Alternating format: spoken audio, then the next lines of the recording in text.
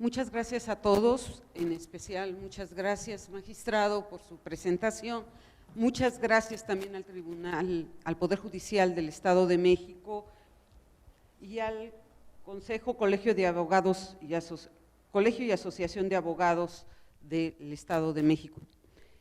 Nosotros voy a moverme libremente para poder estarles explicando qué es lo que hacemos y cuál es nuestro interés en que ustedes conozcan cuáles son las actividades de la Secretaría de Relaciones Exteriores, en este caso de la Dirección General de Asuntos Jurídicos, y qué es lo que hacemos en materia de cooperación procesal internacional.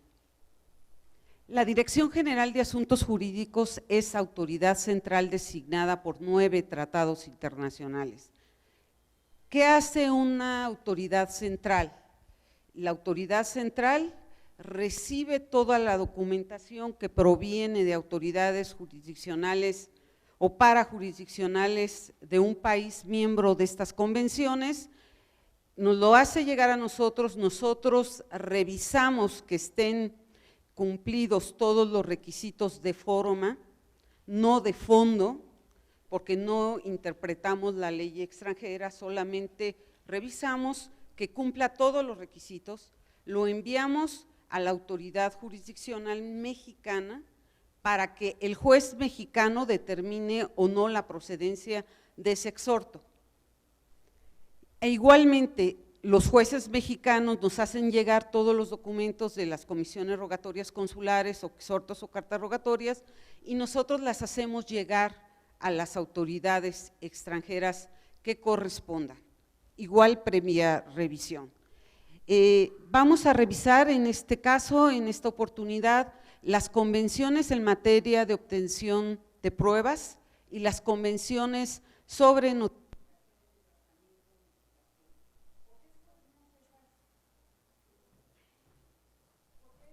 ¿Hola? Sí.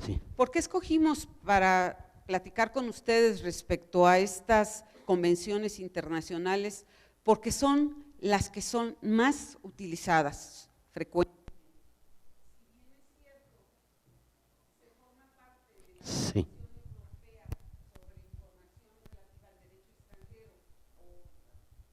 La Convención Interamericana sobre Obtención de Pruebas y de Derecho Extranjero son poco utilizadas y posteriormente les comentaré cuál es la situación de la obtención de pruebas y su relación con la documentación extranjera, tanto leyes o la vigencia de ciertas figuras locales. Además, la Secretaría de Relaciones Exteriores funge como autoridad central en otros tratados internacionales que son los convenios de La Haya sobre adopción y sobre sustracción de menores. En este caso, la Dirección General de Asuntos Jurídicos no tramita y no revisa esta documentación, sino es la Dirección General de Protección a Mexicanos en el Exterior la que fue designada como autoridad central por el Gobierno de México al momento de suscribir estos tratados internacionales en la Conferencia de La Haya. ¿Para qué sirven los exhortos o cartas rogatorias? ¿Para qué sirven las comisiones rogatorias consulares? ¿Y cuáles son las limitantes de estos documentos? Solamente se pueden realizar notificaciones, citaciones, emplazamiento y obtención de pruebas. De aquí depende la importancia de que conozcamos que no se pueden hacer todas las actividades que realiza un juez mexicano cuando otro juez le envía una carta rogatoria o un exhorto. Tenemos las limitantes de que estamos en otro país y situaciones de este caso. Indistintamente voy a utilizar las palabras de exhorto o carta rogatoria. En materia internacional no tienen la diferencia que conocemos en materia local. ¿Cómo determinamos cuando a la Secretaría de Relaciones Exteriores o a ustedes como abogados o si son en su caso jueces, qué es lo más importante es responder una serie de preguntas para ir decantando qué es lo que vamos a hacer, qué convención es aplicable y qué requisitos debemos cumplir para hacer la diligencia que se va a presentar en un juicio ya iniciado en México. Primero hay que determinar, esta persona con la que se va a entender la diligencia, cuando es una rogatoria activa, esto es que México va a pedir a un juez extranjero realice esta actividad, ¿qué es lo primero que tenemos que determinar? Si esta persona en el exterior es mexicana o es extranjera, entendiéndose que extranjero puede ser un estadounidense que vive en Estados Unidos, un costarricense que vive en Costa Rica, un ruso que vive en Federación Rusa. O sea, extranjeros son todos los que no sean mexicanos y no es cuestión de discriminación, pero sí es lo que nos va a ayudar a determinar. ¿Cómo se determina la nacionalidad mexicana? El artículo 3 de la Ley de Nacionalidad dice que quiénes somos mexicanos por nacimiento y quiénes somos mexicanos o quiénes son mexicanos por naturalización. ¿A dónde? Porque es importante determinar a dónde va la comisión rogatoria, porque hay que ver si el país a dónde va forma parte de algún instrumento internacional de los que México también sea parte. Cada país tiene modalidades diferentes para hacer cumplir la diligencia solicitada por un juez mexicano.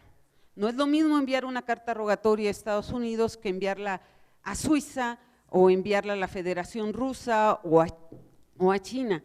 Cada país en particular tiene características que tenemos que ir revisando de una por una al saber a qué país vamos a enviar la diligencia. Lo más frecuente para nosotros es enviar las diligencias a los Estados Unidos. ¿Qué es una comisión rogatoria consular? Puede ser una convención suscrita por México o el principio de reciprocidad. Si es mexicano por nacimiento, de primera o segunda notificación, de segunda generación, podemos determinar que se puede realizar una comisión rogatoria consular. Esto es muy importante. ¿Para qué es? Son notificaciones, emplazamientos, citaciones y obtención de algún tipo de pruebas. La limitante es la legislación del país donde lo vamos a solicitar. Y una cosa también que es bastante común es que ningún exhorto con fundamento en las convenciones que estamos analizando se pueden realizar actos coactivos, no descuentos de pensiones alimenticias, no embargos, no desahucios, nada de esto, porque esto requiere que en el país donde están los bienes o donde está la persona se hagan otros procedimientos judiciales. En el caso de México, para que se pueda ejecutar una sentencia, se pueda llevar a cabo un descuento por pensión alimenticia, se tiene que homologar la sentencia del extranjero con traducciones, apostilla, legalización y presentarles ante un juez mexicano para que haga la homologación que corresponda. Asimismo, las anotaciones marginales tampoco se realizan a través de un exhorto o carta rogatoria. Es importante determinar que en muchos países no existe la figura de anotación marginal, como es en el caso de Estados Unidos y Canadá. En el de derecho latinoamericano sí tienen las anotaciones marginales, pero hay que ver que se requiere llevar a cabo una homologación de sentencia o de una resolución. Vamos a revisar qué es una comisión rogatoria consular y por qué hablo de rogatorias consulares y no de exhortos o cartas rogatorias. Es muy importante que ustedes como litigantes o como jueces conozcan que si bien es cierto las representaciones consulares de México en el mundo están en el exterior, la ley aplicable en materia de cooperación procesal es la ley mexicana. Entonces, un juez mexicano le ordena al cónsul realice ciertas actividades. El cónsul va a determinar si conforme a la legislación, los usos y costumbres del país receptor, la puede o no la puede llevar a cabo. Entonces, aquí sí existe la facilidad de ordenar ciertas actividades al cónsul, siempre y cuando éstas no se opongan a la legislación del país receptor. Esto es, si nosotros queremos, cónsul de México en San Bernardino, ve y notifica, y si no se notifica, utiliza la fuerza pública. En este caso, el cónsul no puede realizar la actividad de solicitar los servicios de la fuerza pública local para que vaya y lo apoye a hacer una notificación. Si bien es cierto, los cónsules mexicanos tienen muchas atribuciones, también tienen las limitantes del país receptor y de la Convención de Viena sobre Relaciones Diplomáticas y la Convención de Viena sobre Relaciones Consulares. La red consular mexicana es una de las más grandes del mundo. Tiene 147 representaciones consulares, tiene 29 consulados de carrera, tiene 29 consulados generales, 38 consulados de carrera y secciones consulares, tiene 80. También es bien importante determinar que los cónsules honorarios no tienen atribuciones para realizar ningún tipo de funciones de este carácter. Generalmente, hace un tiempo tuvimos la necesidad de llevar una carta rogatoria a Malta. Malta no tenía suscrita ninguna convención, lo hicimos a través de la Embajada de México en España, que es concurrente ante Malta, y se hizo esta diligencia. Vamos a ver qué es una circunscripción consular y cuál es la limitante. Por eso es importante determinar a qué ciudad se va a llevar a cabo. No hay cartas rogatorias para búsqueda de domicilio. El juez debe proporcionarnos a la Secretaría de Relaciones Exteriores el domicilio cierto y correcto. ¿Por qué digo cierto y correcto? Pareciera que es la misma, que es una misma palabra o una misma idea, porque a veces, aunque sea el domicilio correcto, se trata de igualar la nomenclatura del domicilio a los usos y costumbres de México, y entonces distorsionamos el domicilio tal como es en los usos y costumbres del país donde se va a llevar a cabo la diligencia. Es muy común, sobre todo en Centroamérica, que nos proporcionan domicilios atrás del árbol, a 3 metros, frente al club de yates, frente a la avenida principal, en la casa, en la tienda sutanita, y para nosotros eso es pues muy extraño, porque generalmente aquí hay calles, colonias, alcaldías o situaciones de esta, pero también nos pasa cuando nos piden notificaciones acá a México y no viene el domicilio completo. Yo les comento a las personas con las que trabajo que no conocen los pueblitos ni los ranchitos donde no hay calles y es domicilio conocido, porque así llega la correspondencia. Entonces, ¿qué pasa cuando llega una carta con un megáfono? El dueño de la tienda le habla al señor sutanito de tal para que venga a recoger su carta. Entonces, en muchos pueblos, en muchos poblados muy pequeñitos de México, no hay calles, no hay números, es domicilio conocido, y aunque las convenciones nos exigen el domicilio, pues en este caso no lo podemos llevar a cabo tal como esto. ¿Cuál es la diferencia entre las circunscripciones consulares? Que en el estado de California, en los Estados Unidos, tenemos 10 consulados, 10 oficinas en que nos pueden apoyar en realizar los exhortos y cartas rogatorias, en un territorio grande, pero bien comunicado, con todas las posibilidades para llevar a cabo las cartas rogatorias rápido y no tan costosos. En el caso de China, que es una superficie casi aproximadamente como todo el territorio de los Estados Unidos, solamente tenemos la sección consular de la Embajada de México en Beijing y 3 consulados generales. Entonces, el desplazamiento del personal consular tarda mucho, es muy costoso. Generalmente en estos oficinas consulares no hay tanto personal, quizá en Los Ángeles haya 40 personas de personal, pero quizá acá, con todo y personal, traductores e intérpretes, haya 10 personas. Entonces, la tardanza es muy, muy diversa en China que en California. Eso también nos pasa en Alaska o en Hawái. En Alaska no hay representación consular mexicana y Hawái, el consulado concurrente es el Consulado General de México en San Francisco. Si quieren una carta rogatoria, una comisión rogatoria a Hawái, o bien esperan una figura que tiene la Dirección General de Servicios Consulares que se llama consulado móvil. Esto es que cuando son circunscripciones muy extensas programan visitas a todos los condados. Entonces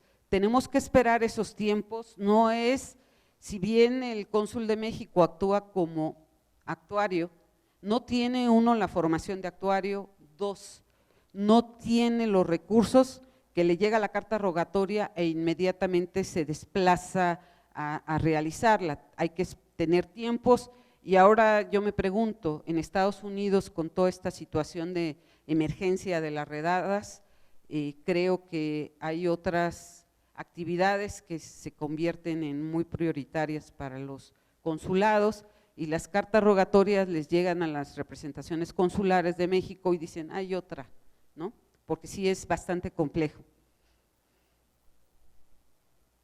¿Qué tiene que cumplirse para que se pueda llevar a cabo un emplazamiento, una citación por un cónsul mexicano? En principio se tiene que acreditar la nacionalidad mexicana. Puede ser por nacimiento de primera o segunda generación y puede ser por naturalización. En el caso de los Estados Unidos, mucha de la población es de origen mexicano de segunda o tercera generación. En las modificaciones a la Ley de Nacionalidad y a la Constitución se tendría que solamente los mexicanos de segunda generación podrían ser sujetos a que un cónsul de México les haga la notificación, pero realmente no verificamos esta situación y por ejemplo los tribunales superiores agrarios nos mandan muchas comisiones rogatorias consulares para la defensa de los derechos sucesorios agrarios y hasta el momento ninguna persona nos ha dicho no quiero ser notificada de manera consular porque no soy mexicana. La situación de las circunscripciones se resuelve también enviando citatorios a los mexicanos para que acudan a las representaciones consulares. Este sistema es menos exitoso porque hay muchas pensiones alimenticias, entonces si ya se las huelen los deudores y dicen, ay, sí, una citación del consulado es para esto, entonces ya saben, igual que en todas partes, los deudores alimentarios se desaparecen.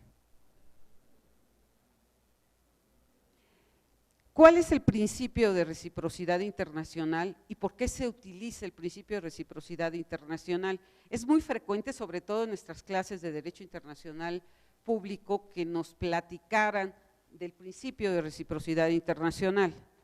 Es dando y dando, palomita volando. Si tú me ayudas, yo te ayudo. ¿Cómo se acredita la reciprocidad internacional? Pues es que en un caso similar, Canadá me está brindando apoyo, entonces yo también lo apoyaré a Canadá cuando requiera cualquier servicio de homologación o de citaciones o de emplazamientos, pero es algo que no está escrito en ningún documento. De hecho, muchos de los jueces nos piden, a ver, acredítame que para Japón y México tienen el principio de reciprocidad en sucesiones. No hay manera de acreditarlo porque igual la sucesión de un japonés en México se llevó a cabo en Coahuila y no hay los registros para decir si aplica la reciprocidad o no aplica la reciprocidad. Entonces es un acto de buena fe, un acto de una actividad diplomática que que se lleva a cabo con algunos países, no todos, se lleva a cabo la reciprocidad internacional. En el caso de obtención de pruebas, reciprocidad se utiliza mucho con Canadá, porque Canadá no forma parte de ningún convenio sobre obtención de pruebas, y nuestro cliente frecuenta en materia de reciprocidad internacional es la República de Cuba. Ya ve, se enamoran los mexicanos de los cubanos o las cubanas de los mexicanos y después se divorcian y entonces nosotros quedamos en este embrollo. ¿Qué se requiere para que funcione el principio de reciprocidad y qué le tienen que solicitar ustedes como abogados o ustedes como juzgadores a la Secretaría de Relaciones Exteriores para aplicar el principio de reciprocidad internacional? Primero, que no forme parte de ningún instrumento internacional en materia de cooperación. Por el caso de Cuba, recién acaba de adherirse a la Convención de La Haya sobre sustracción de menores. Es el primero porque no forma parte de muchas de las convenciones interamericanas y es la primera convención de La Haya que firma. En este caso hay que expresar claramente la diligencia. ¿Qué es expresar? Decir, juez de tal país, Tribunal Superior de tal país, Ministerio de Justicia de tal país, requiero que tú como mi similar en ese país hagas tales actividades porque yo la requiero para llevar a esta conclusión. Porque muchas veces solamente nos dicen, ahí te va la carta rogatoria, Secretaría de Relaciones, preséntala, y no justifican, no motivan ni fundamentan y no dicen para qué quieren la obtención de esta información o para qué lo quieren citar, si es para qué clase de juicio. Entonces hay que ser muy específicos. Dirigir la carta rogatoria, exhorto a la autoridad jurisdiccional que corresponda. No estamos obligados como jueces o abogados litigantes a conocer todo el número de autoridades centrales que existen en todo el mundo para determinar a quién van a hacer la llamada. En muchos casos, la salvación es Internet, porque ahí vienen perfectamente delimitadas las autoridades centrales, las autoridades competentes. Pero en el caso de reciprocidad internacional, ustedes lo pueden dirigir a la persona que corresponda. Otra vez vamos a hablar de proporcionar el domicilio cierto y completo y traducir al idioma del país requerido, legalizar o apostillar. En este caso, habrá que revisar si el país a donde se va a enviar este principio de reciprocidad forma parte de la Convención de La Haya, denominada apostilla. Voy a hablar reiteradamente de la Convención de La Haya. La Convención de La Haya está conformada por 40 tratados internacionales. Me voy a referir en específico a 4 de ellos, más la apostilla, que la apostilla es la formalización del documento solamente en cuanto a que la persona que lo firmó lo hizo en el uso de sus atribuciones en el periodo donde tenía esta funcionalidad.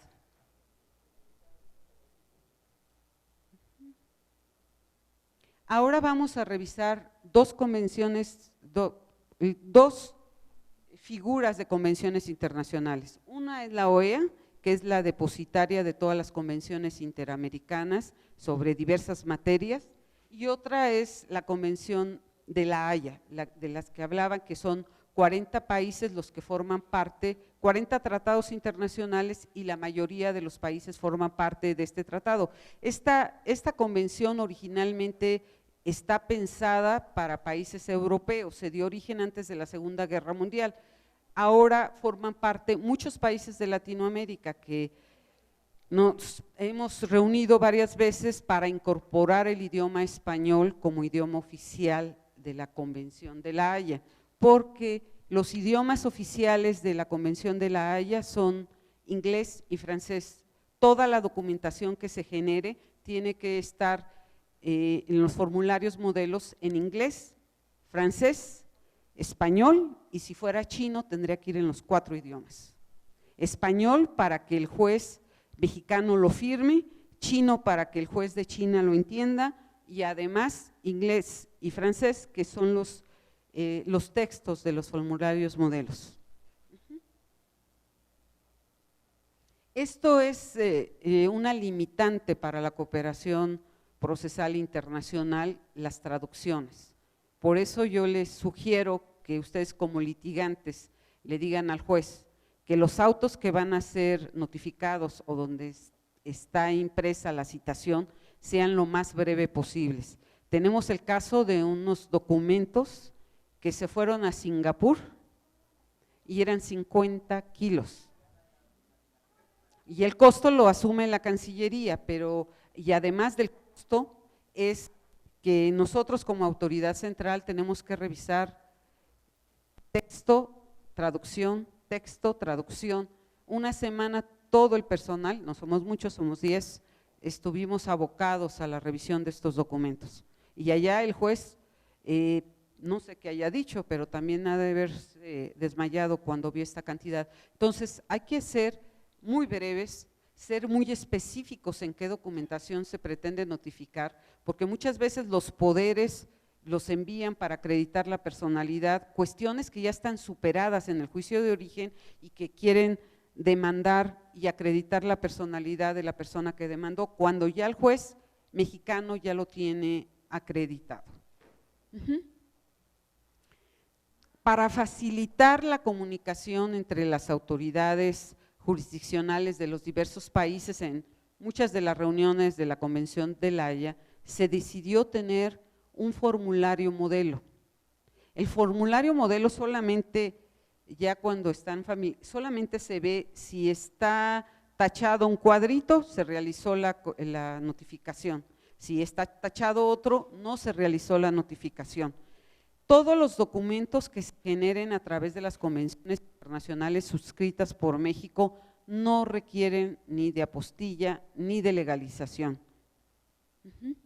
Tienen que estar en francés, inglés, idioma del país requerido, aquel en donde se van a llevar las diligencias, en español para que el juez mexicano firme en español, llenado por la autoridad requirente. Desde su experiencia o desde nuestra experiencia hemos podido observar que los jueces, esto lo ven, los jueces, los secretarios lo ven demasiado complejo y el juez o el secretario se lo entrega al litigante para que él llene todo esto. Esto no debería ser, pero es lo más frecuente que se haga. Entonces, pero finalmente la firma y el sello del juzgado se responsabiliza de que está hecho conforme a la convención y que está cumpliendo todos los requisitos, y nosotros si no cumple estos requisitos los devolvemos. Hace poco nos llegó una carta rogatoria para Japón, checamos de manera muy rudimentaria que estuvieran traducciones de cada documento, fue lo que nosotros verificamos. La autoridad japonesa nos regresó que las traducciones casi no tenían nada que ver con los documentos originales y era un perito traductor el que había realizado todas estas actividades. Entonces ellos incurren en responsabilidad porque finalmente están certificados como peritos, pero no es una cuestión, o sea, el juez debe revisar esto para que no incurramos en estas responsabilidades, ¿no? De las traducciones. Es muy delicado las traducciones y a veces son tan malas que el sentido de la rogatoria la cambia. Entonces, por eso, aunque no es obligación que el Estado mexicano exija por peritos, sí es una garantía de que tienen mayor certeza de que efectivamente son personas certificadas para realizar las traducciones. Nos pasa con idiomas para nosotros poco comunes, como el polaco, que actualmente tenemos muchas cartas rogatorias pasivas, esto es que Polonia está solicitando a México muchas notificaciones, que nos cuesta trabajo decir ¿y a dónde va y por qué va? Y lo que hacemos es enviarlo a la embajada y la embajada ya los manda al Ministerio de Justicia por esta situación de que por un error de dedo no llegue a donde tenga que llegar. Entonces nos apoyamos en las embajadas de México en el mundo. ¿Nosotros qué hacemos? Revisa que se cumplan las formalidades establecidas en los instrumentos internacionales y que no se violente el orden público. ¿Qué es el orden público? El orden público es igual en México que en Canadá o en Japón. Los usos y tradiciones, las costumbres de cada país difieren. Un caso muy particular que nos pasó es que Argentina nos envió un documento en el que hablaba de citar, emplazar a una persona que era socio de una persona moral mexicana para decirle, tú eres socio de tal empresa, te hacemos responsable de todo el quebranto que realizó la empresa en Argentina, pero como la empresa quebró en Argentina, tú tienes 10 pesos como particular. Estos 10 pesos te aviso que te los voy a embargar, te voy a hacer un procedimiento en México. Entonces, atinadamente el juez federal dijo, a ver, en México las sociedades solamente responden por el capital societario, no del capital individual. Entonces, esto va contra el orden público mexicano, no procede. Ya lo volvieron a enviar en otros términos, pero es el caso de que el orden público finalmente lo tiene que determinar el juez que está conociendo del caso. Estos son los requisitos de la Convención de La Haya. El formulario modelo, sin el formulario modelo no existe la posibilidad de realizar el exhorto o la carta rogatoria. Auto que ordene la diligencia. Por favor, si son litigantes, pídanle al juez que solamente ponga el último auto. Si son jueces, solamente pongan una síntesis de todos los autos y no que dicen del auto del 18 de agosto, pero fue del 18 de agosto del 2018 y luego ponen el de abril del 2019, entonces no resulta muy claro. Si bien es cierto, todas las actividades a realizar deben estar en el formulario modelo, si se constata que el formulario modelo y la solicitud dicen cosas diferentes o establecen términos para dar respuesta diferente, los vamos a devolver. O sea, todo tiene que ser coherente, el auto que ordene la diligencia, el llenado del formulario modelo, donde se establezcan los plazos. El nombre de la persona, no investigamos domicilios, ninguna autoridad tiene atribuciones para investigar domicilios. Una condición del tratado es que tienen que presentar un domicilio. Y también es muy cierto que cada carta rogatoria debe ser por cada persona. Si ustedes tienen que notificar a 10 personas en el mismo domicilio, en el mismo país, en la misma ciudad, tienen que hacer una carta rogatoria por cada persona, porque igual a la persona A la notificaron, a la persona B no pudieron realizar la diligencia y entonces tienen que hacer una carta rogatoria por cada persona moral o por cada persona física que vayan a entender la diligencia. La traducción al idioma del país receptor, del país que va a llevar a cabo la diligencia y todo por duplicado. Igual en una parte del formulario tienen que llenar nombre de la autoridad requirente, de la autoridad requerida, el nombre de las partes, actor y demandado, el domicilio donde se va a llevar a cabo la diligencia y el objetivo de la diligencia.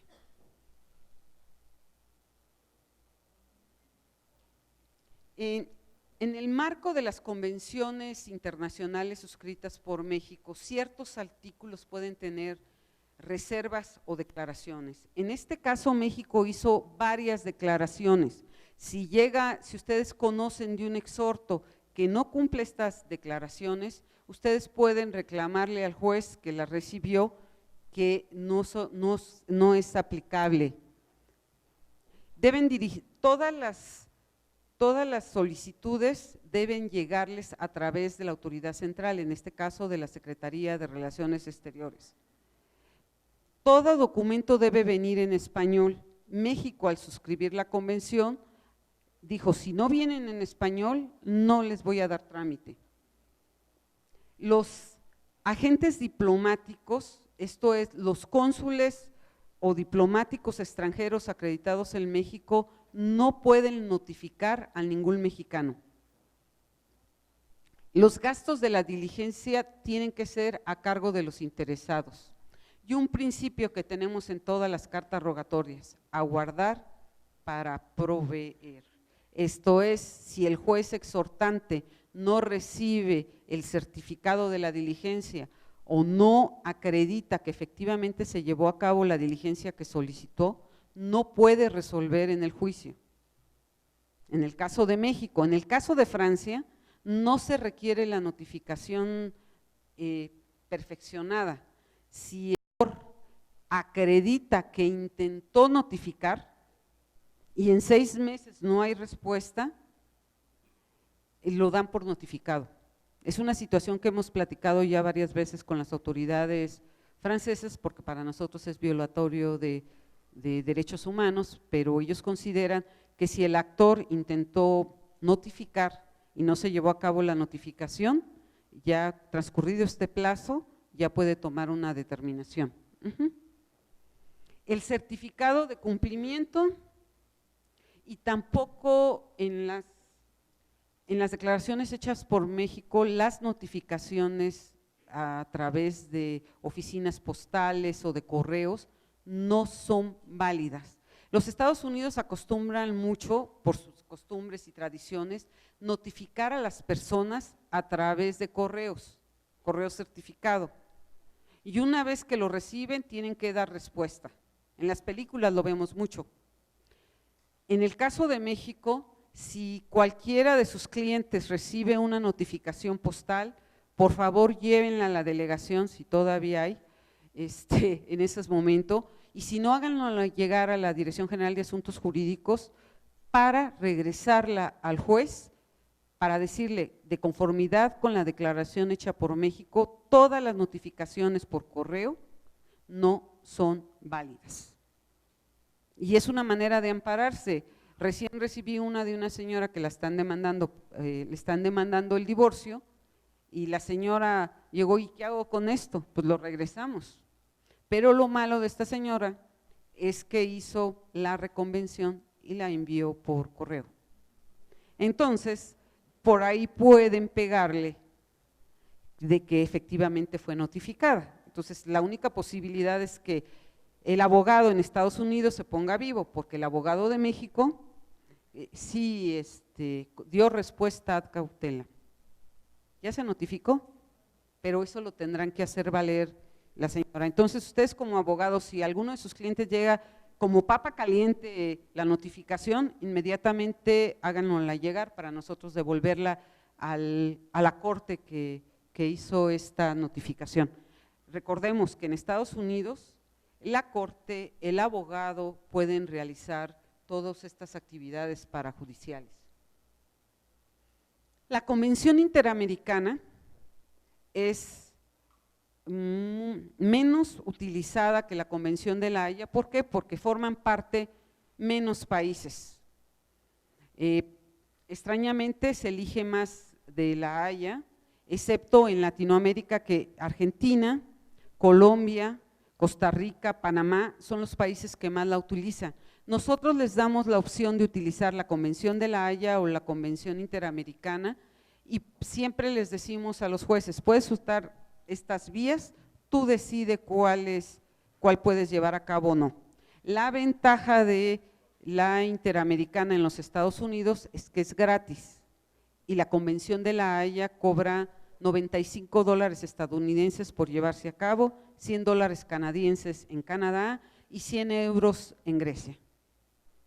México es gratis, y lo que se está intentando por la Embajada de México en Canadá es acreditarle el principio de reciprocidad internacional, diciéndole: a ver, Canadá, tú cobras $100 canadienses, México no cobra nada y tú tienes más asuntos que nosotros, porque tenemos una situación práctica con Canadá que no podemos hacer los pagos, porque tienen figuras para hacer los pagos que no existen en México. Entonces sí es bastante complejo. Igual que en la Convención de la Haya hay formularios, también debe ser llenados, pero en este caso quien firma y sello es la autoridad judicial requirente y la Secretaría de Relaciones Exteriores. Si no lleva la firma y sello de la Dirección General de Asuntos Jurídicos, el otro país no lo acepta. Auto que ordene la diligencia, la demanda, el nombre de la persona, el domicilio, traducción oficial, que son pocos países en la Interamericana que requieren traducción oficial, por triplicado, advertencia, prevenciones y defensoría de oficio.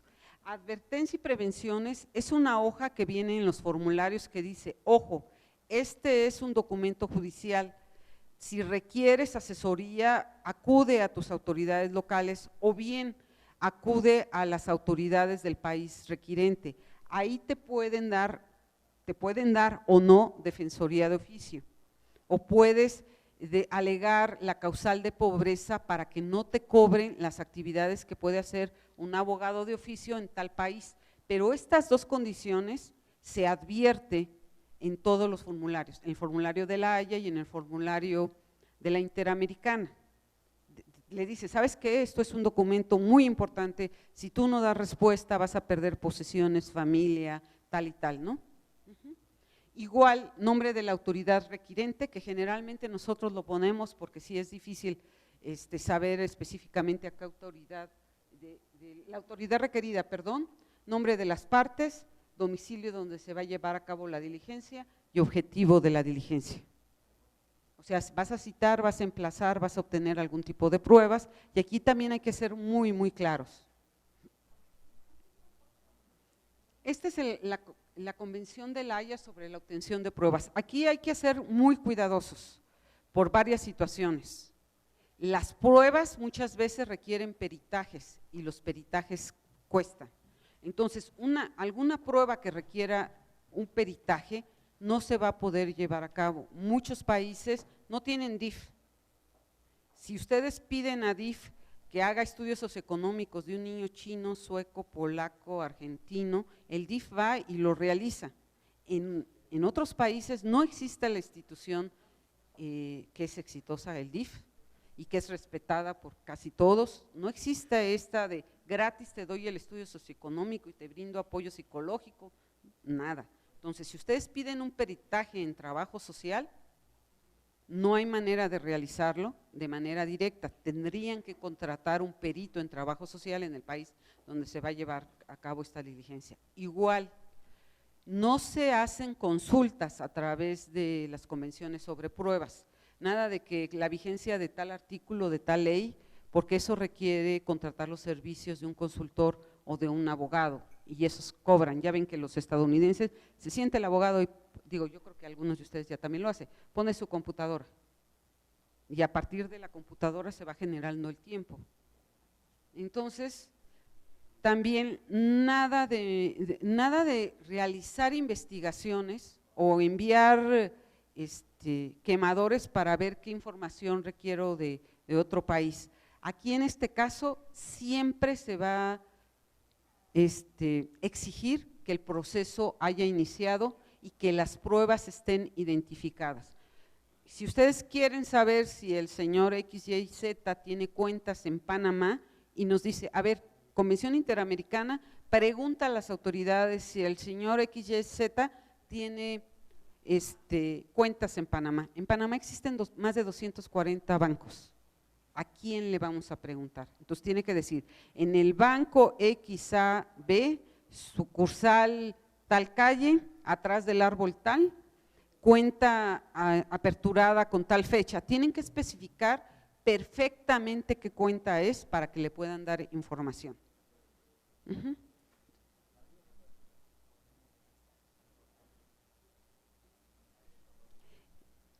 Vamos a revisar la obtención de pruebas en Estados Unidos. ¿Por qué? Porque son las más frecuentes. Cada país tiene diversas condiciones para la obtención de pruebas. O sea, ustedes le pueden enviar una prueba al país A, pero el país B no lo va a regresar porque es contrario a su derecho. Entonces hay que ver todas estas salvedades. Tenemos mayor registro porque tenemos mucha comunicación con el Ministerio de Justicia de los Estados Unidos. Ellos elaboraron un documento que lo han ido actualizando, que es el que nos sirve de base para contestarlo a los jueces cuando solicitan ciertas actividades. En este caso, pueden obtener libremente copias de documentos judiciales. O sea, si ustedes dicen, a ver, pídele tal juicio que está en tal corte con número de caso tal, todas esas documentación son de acceso semipúblico porque tienen que acreditar el interés.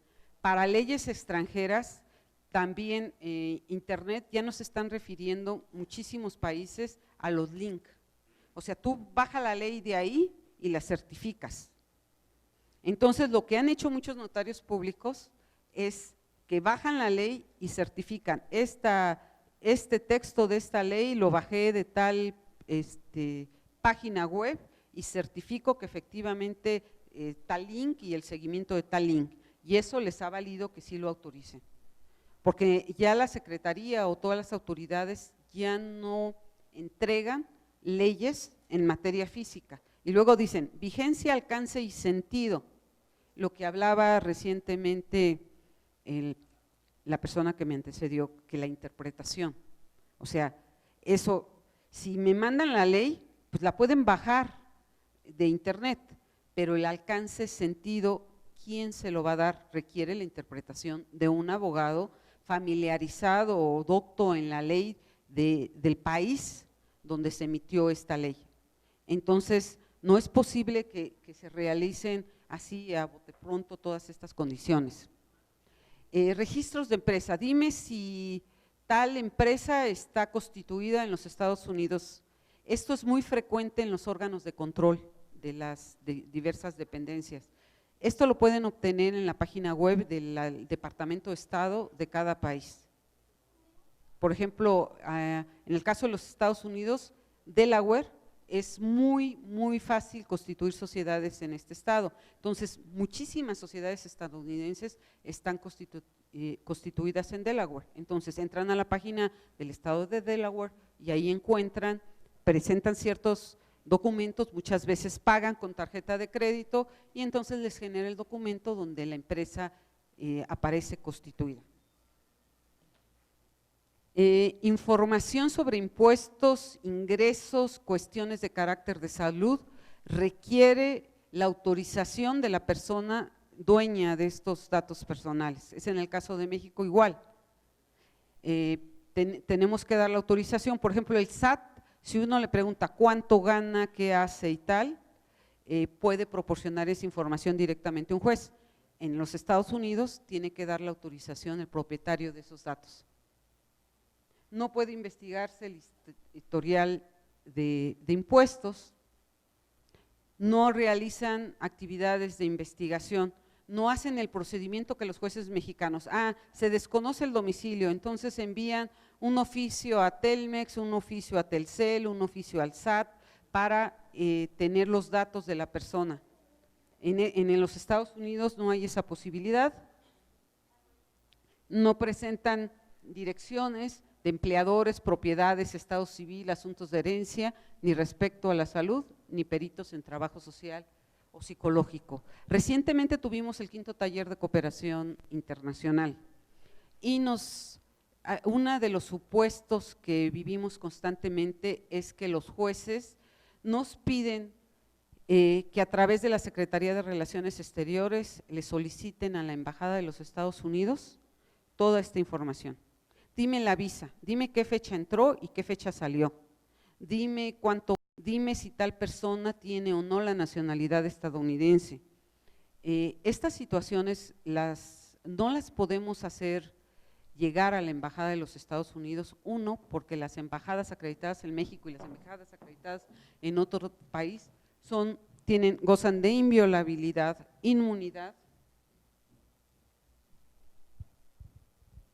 Entonces no es posible llevarlas a cabo.